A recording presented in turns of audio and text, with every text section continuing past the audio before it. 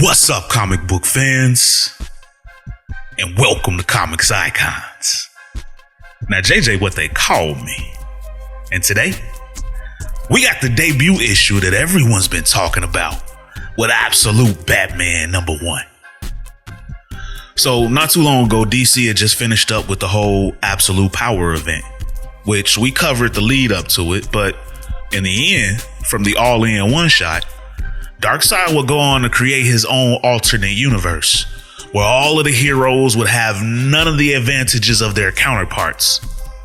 And this new world would be driven by turmoil, a world of chaos and without hope. So if you guys want to see a world where the DC heroes are born into this new chaotic world, and to check out DC's answer to Marvel's Ultimate Universe, then you guys know what time it is. Let's get it. So we kicked this issue off in the past with young Bruce Wayne on a school trip to the Gotham Zoo. And at the entrance of the zoo is a bat exhibit that has Bruce's attention.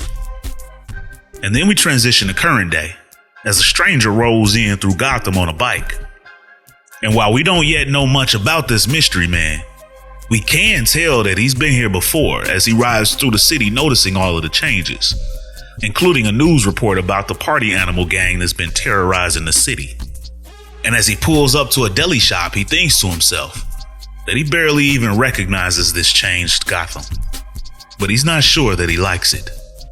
But that's okay, he thinks, because he doesn't think Gotham will like him very much either, as he then takes off his helmet, revealing that this is Alfred Pennyworth, just as he visits a local tea shop that carries his favorite blend. In fact, he loves his blend so much that he keeps his things right next door. And then when he enters into his safe house, he puts on a pot of that tea just as he tries calling his daughter Julia before leaving her a message. But then he signs into his workstation to get the details of his next assignment, which is where his handlers inform him of the party animals. That in the past 3 months, the gang has been sowing chaos, butchering citizens at random, and raising the murder rate by 700%. They even torched a daycare and danced outside while 32 people burned. But Alfred wonders why he had been pulled out of Singapore when he was so close to his target. But they tell him that he was needed here, and that his assignment will be surveillance. He's to just gather information on the party animals and nothing else. They specifically tell him not to engage them, but they do warn him that there is another player in town. And as they show him the small glimpse of footage they have on this new player, we can see that bat silhouette. But they tell Alfred that this player has been circling the gangs as well, and if he gets too close, then Alfred is to engage him. Then they send him a list of places to scope out before signing off. And as he heads out to his mission, he thinks to himself what's gotten into him, questioning orders like that when he's supposed to be a servant. They ring, you serve. But then we pick up at Croc's boxing gym with a guy that's training with a heavy bag. And as he punches away at the bag, he gives himself constant affirmations. No fear, no worries, tonight you're a... But he's then interrupted by another who's ready for his own turn on the bag, who turns out to be Bruce Wayne. This other guy was just trying to get himself in the right headspace before going on a date. But he's tiny as hell when standing next to Bruce, who looks like an absolute monster. But little dude happily concedes the bag to Bruce and watches while Bruce takes over with his workout. And as he punches away, he thinks back to that school trip to the zoo with him as a kid and his father, the teacher. And this time his dad is showing the class a lion, and he asks the class what they've learned. Bruce though cracks a joke about the lion having a life, and the other students all start laughing. But then his dad asks him to enlighten him on that. So Bruce responds that he gets to sleep for 20 hours. Plus he gets fed prime rib every day and never has to fear anything. And his dad agrees that the lion is coddled, but he tells him that he'll never affect anything though. Never mean very much. And then of course Bruce cracks another joke. But then as his dad changes the subject and asks Bruce if he's excited to see the movie tonight, there's a loud blam, just as current day Bruce breaks open the heavy bag. And then the owner of the gym, Waylon, who we all know in the normal DC universe as Killer Croc, tells Bruce that he owes him $90 for the bag, plus another $30 for the sand. But Bruce responds that the sand already comes in the bag, so Waylon has to tell him that it's for the cleanup of the sand.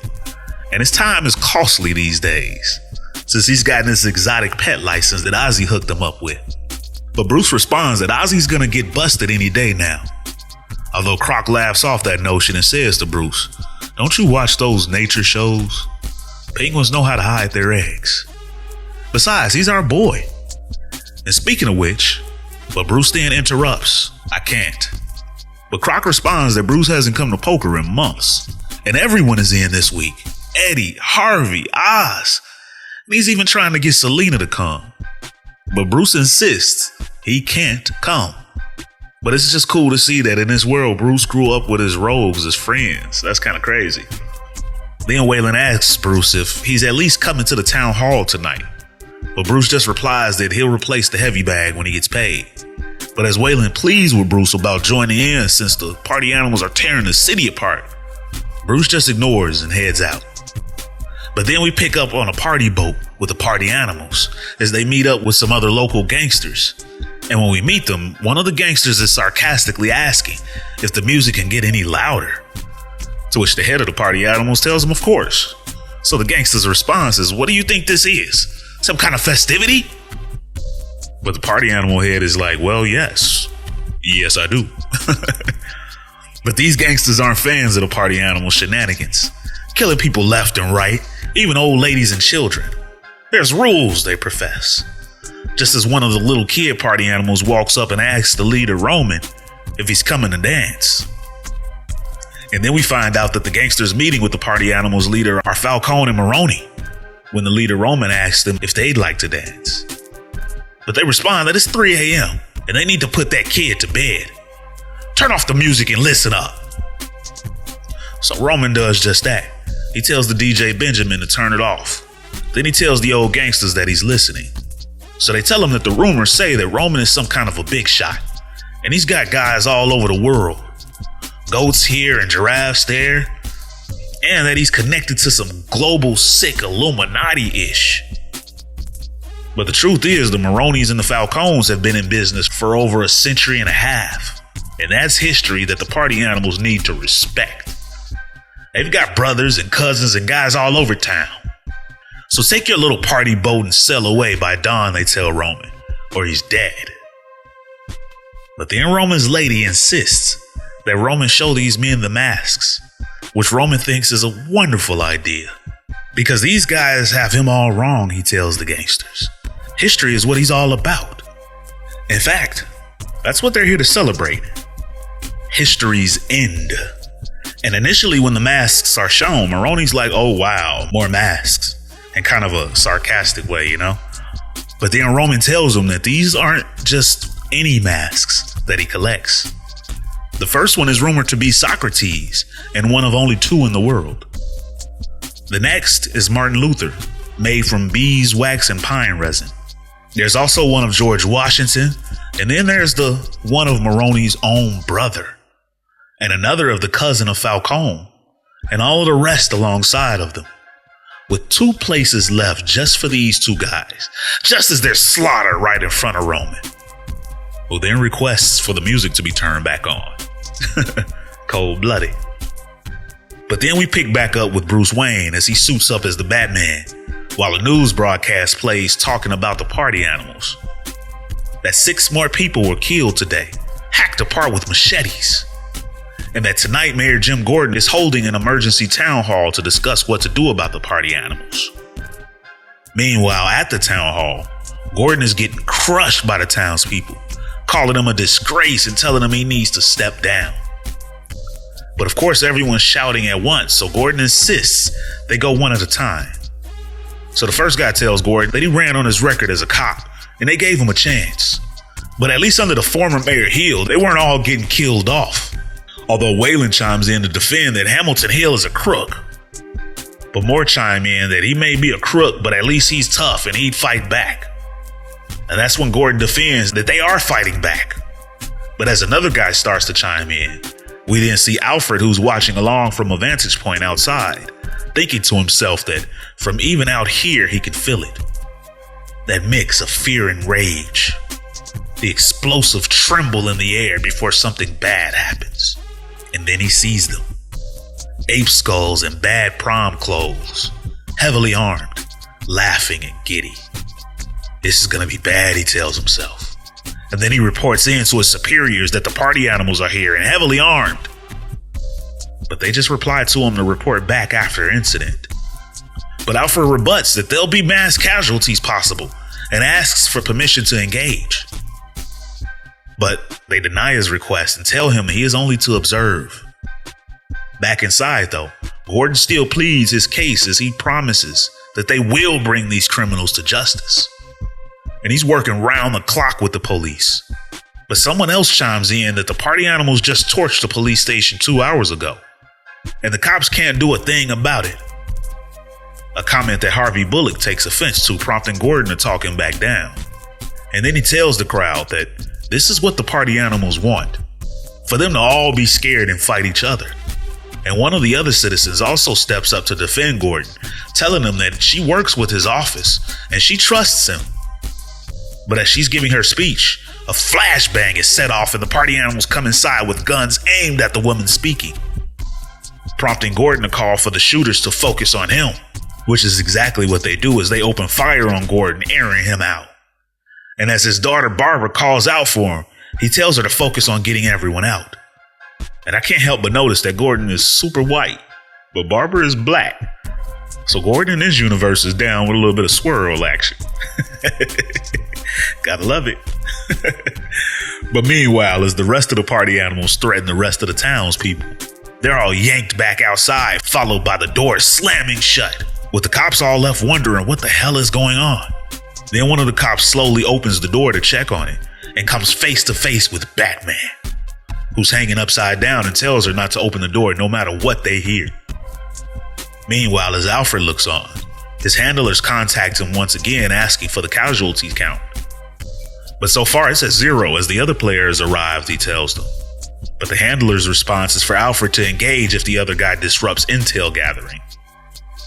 Meanwhile, the party animals now open fire on Batman, but to no avail, as his cape deflects the gunfire and he then lunges into action while using his cape to throw the party animals around almost like Spawn would, albeit minus the symbiotic response.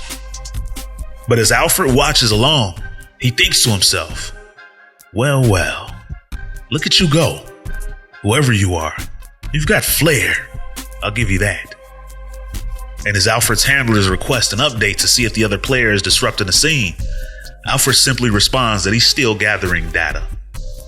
And then he continues to watch as an even bigger crowd of party animals charge at Batman. Let's see what you can really do, he thinks. You're fast, he continues to think. Steady, and above all else focused, as he watches Batman pull blades from the ears of his helmet. You've been waiting for this, haven't you? You're trained, too.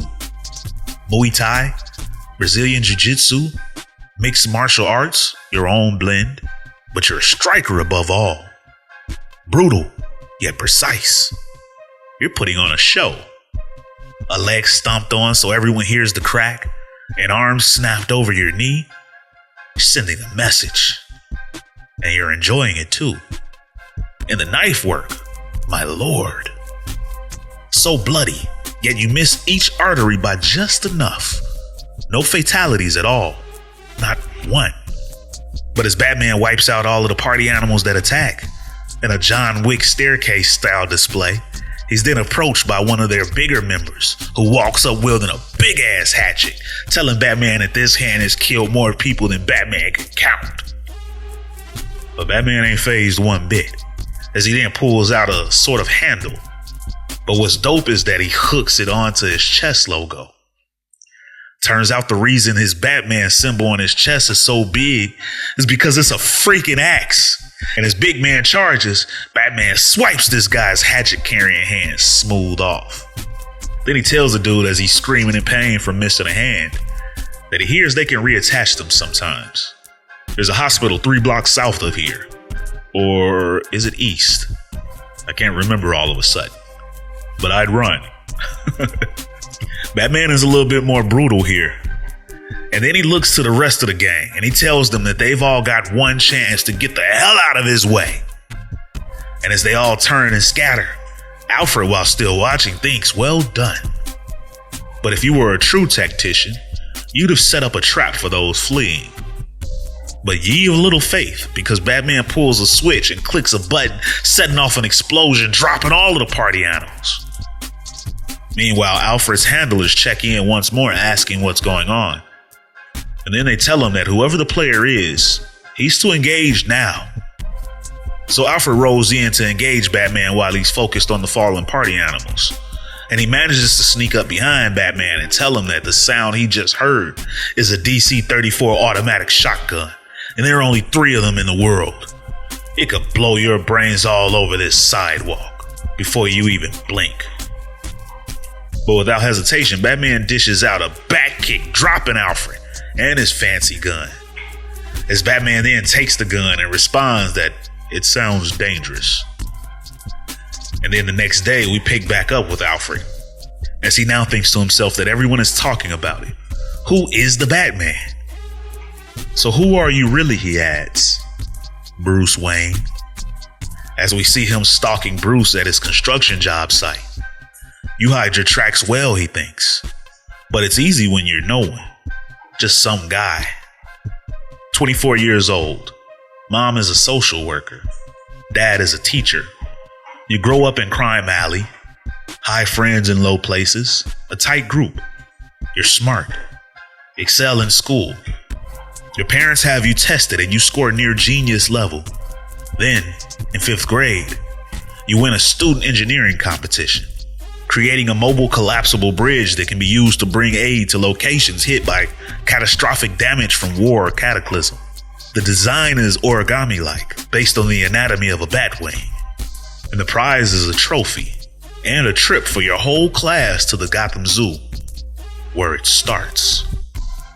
And then we go back to that fateful day at the zoo with young Bruce, as there's an active shooter situation there, prompting Thomas Wayne, Bruce's father, to rush the children into the bat house.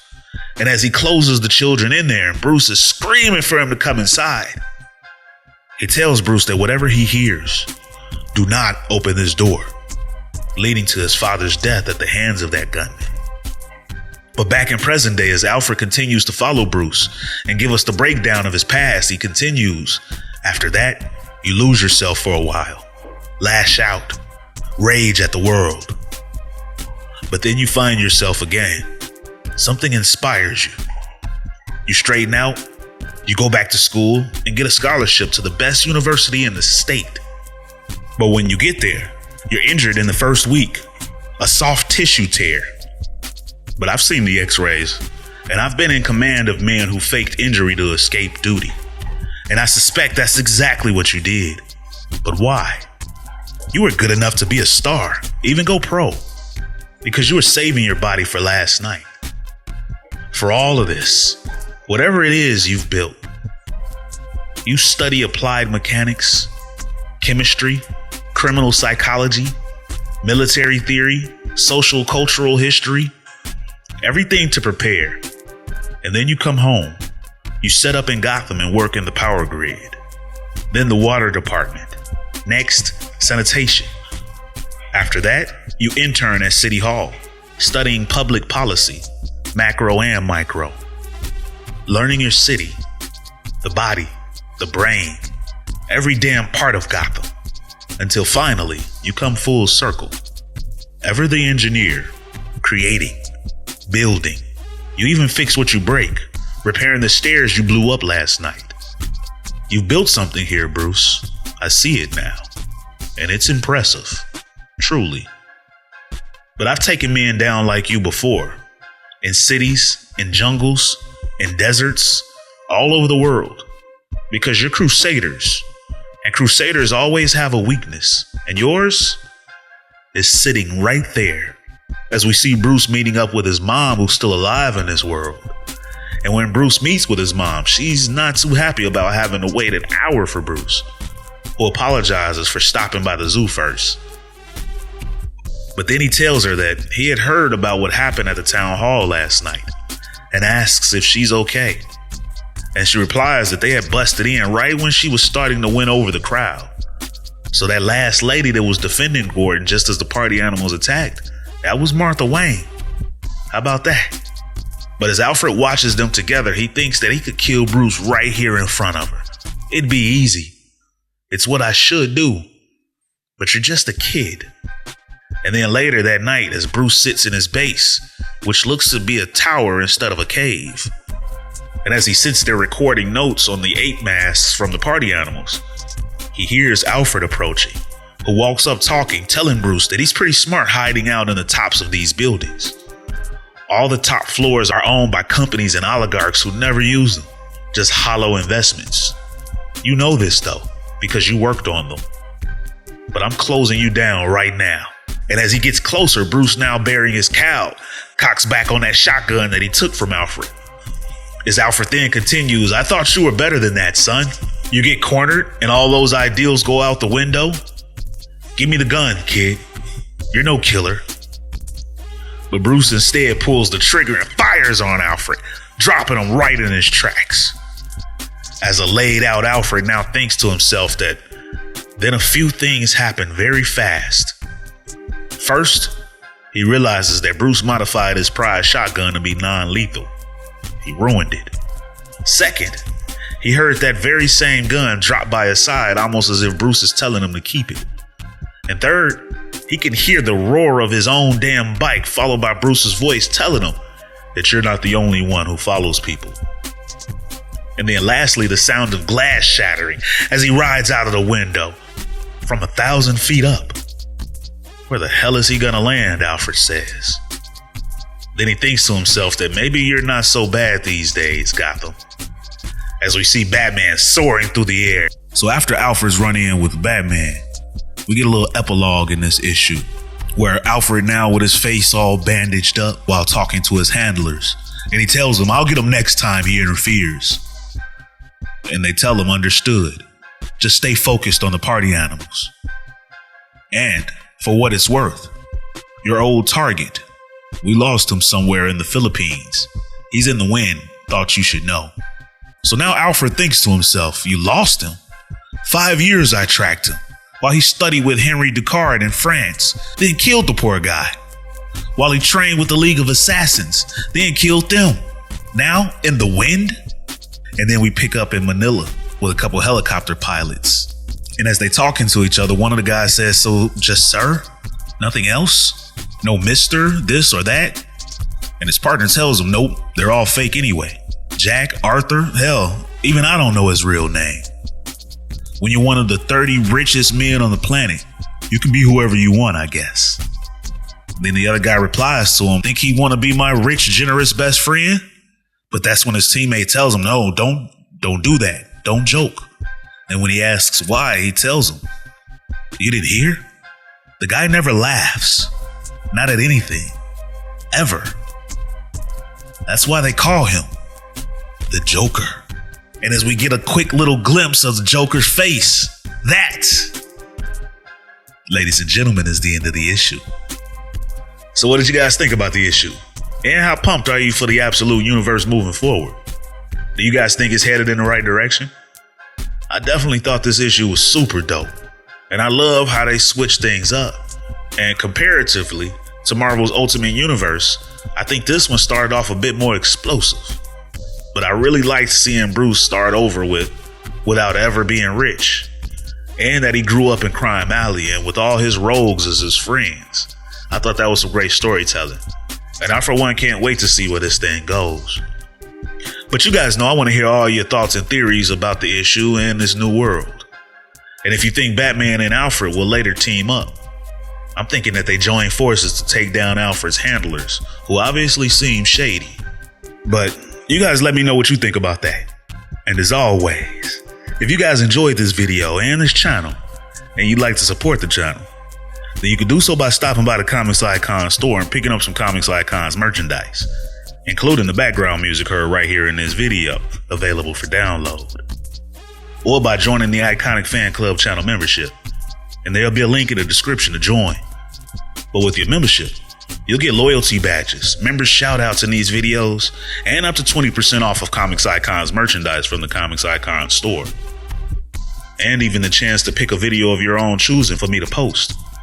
Plus, we've got tiers to the memberships as well, beginning at just 99 cents. Or you guys can donate to the channel with the super thanks.